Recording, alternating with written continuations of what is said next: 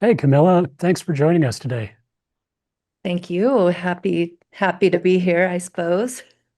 I suppose. Well, let's get into it and talk about why we're here. We're talking actually Thursday morning after the Clear Horizons Act bill was shot down yesterday in New Mexico's Senate. So I want to run this by you, see if I have this clear. New Mexico's Senate, generally speaking, shot down the Clear Horizons Act because they thought, or many of them thought, it was going to be too expensive. Mm. However, at the same time, these same legislators are going to be passing bills to actually spend millions of dollars on climate change mitigation projects across the state. I have that about correct? That's right. Unfortunately, the oil and gas industry spent what we can guess are hundreds of thousands of dollars to convince a small set of legislators that acting to curb the global climate crisis is actually expensive. In reality, though, when we ask oil and gas to keep their methane in the system, we get more royalties. And when we ask our utilities to use cheap renewable energy with battery storage, we're all saving money. So it's too bad because at the end of the day, what we're doing is spending hundreds of millions of dollars on mitigating the damage to fires, to our forests, to homes, to our water sources, and to our air quality. So just really quickly to back up, can you give me like a really quick thumbnail sketch of what the Clear Horizons Act was at this point and what it was trying to do? In 2019, the governor did an executive order saying that even though the Trump administration is leaving us entirely exposed to the ravages of climate change, our state is going to act. And she said we would join the goals of the Paris Climate Agreement, along with other states and cities all around the country who know that we have to do something about these warming winters and the climate driven mosquitoes in our backyard that can carry things like West Nile virus. So, for the last almost 8 years of this governor's service, we have been working to reduce our climate emissions. And the goal of this bill was to put those goals into law.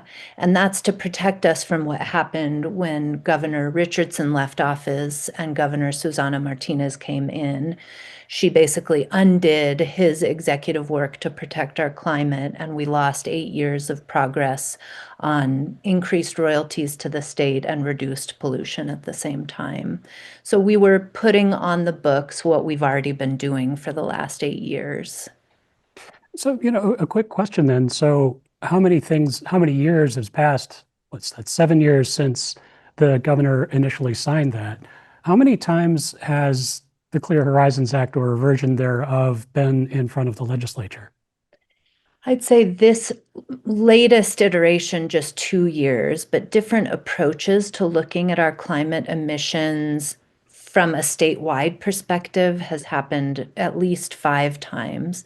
But I don't want people to lose hope. We've actually made quite a bit of progress. The governor passed nation leading methane and smog rules. Methane is the natural gas that leaks out when petroleum is extracted. We passed the Energy Transition Act, which keeps more renewables in increasing amounts powering our electrical systems. We passed clean cars rules to help make sure our cars are more affordable and are more accessible, that we can find them on dealer lots. And we've improved our building codes in the state. And in fact, by 2030, we will have reduced our emissions about 31%. But to get to that 45% reduction over what we were emitting in 2005, we've got more to do. And most of that needs to come from oil and gas. But what's crazy is they've already committed to these goals at the corporate level, but seem more focused on making sure that out of state execs have their profits. So it's not about affordability for the customer, it's about profits for major oil and gas producers. So, a real quick question here, talking again just specifically about the bill. So it has come up in various forms several times. Is this maybe not the best way to go? I mean, this particular this particular version of the bill had a huge chunk of it devoted specifically to carbon mitigation projects, that an idea that was brought up by oil and gas companies themselves with the bill sponsors, Senator Mimi Stewart. If a bill that's written with their help, with them particularly in mind, can't pass, is it perhaps time to think of different paths forward? Yeah, I think there's something to be said for that. And I think the main thing we need to focus on right now is the fact that the technologies exist to do almost all of these reductions. 80% of economic growth in China right now is from green jobs and green development. And this is us just staying ahead of the competitive game. Now, you'll see that the Trump administration today is basically upending any climate action that we might otherwise have been taking by prohibiting the EPA from regulating greenhouse gases. But they're also committed almost in an ideological way to old polluting coal. So, for example, they're forcing the Craig coal plant to stay operating in Colorado. And that's a big problem for co-ops here in New Mexico because the energy is so expensive, say, compared to energy that those co-ops own at the Escalante power plant that shut down because it was an expensive coal plant here in New Mexico and was replaced by some of their cheapest energy, solar and battery storage.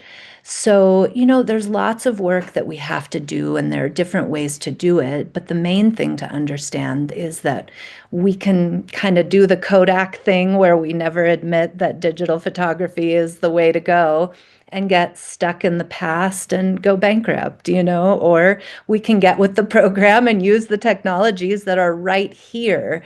But unfortunately, our biggest corporations don't really uptake these technologies on a voluntary basis. It's easier to do the polluting thing because it's what you've already got.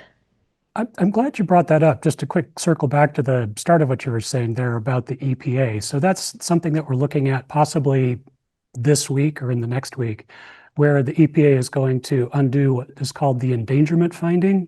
Endangerment That's finding, I right. believe, right? It's a wonky term. It is a wonky term, but that was the finding that the EPA came up with during the Obama administration, I believe, that was the backbone for all of federal regulation dealing with greenhouse gases and other pollution coming from power plants, coming from oil and gas operations. And if they get rid of that, they're going to be able to strip all sorts of other rules that they do and just sort of do away with them because they'll say, well, there's no finding there. Do you think that then getting back again once more to the bill, did the Senate really miss a big opportunity here to pick up something that the federal government was using to theoretically protect people in New Mexico? Yeah, that's right. I mean, 7 Democrats aligned themselves with the Trump administration, making false claims about the expense to actually reducing greenhouse gases instead of understanding what the endangerment finding actually said. So, President Obama ordered the Environmental Protection Agency to look at the cost to our country of regulating greenhouse gases or the savings from doing that. And that's what the finding says. It says that greenhouse gases are so profoundly dangerous to this country and are so costly that we have to act to reduce our greenhouse gas emissions. That's what's being potentially stripped today by the Environmental Improvement Agency. And I think one thing that probably the average person doesn't know or understand is that anytime the Environmental Protection Agency or the Environmental Improvement Board here in New Mexico makes any rules about the environment, they have to consider the economic impact.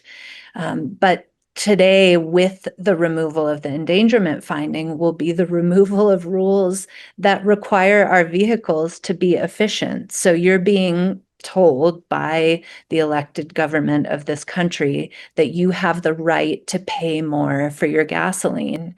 Efficient cars save all of us money at the gas pump, and it's just befuddling to me, this commitment to old technology. It's like saying, well, I'm only going to drive in a horse and buggy because, I have some sentimentality towards that.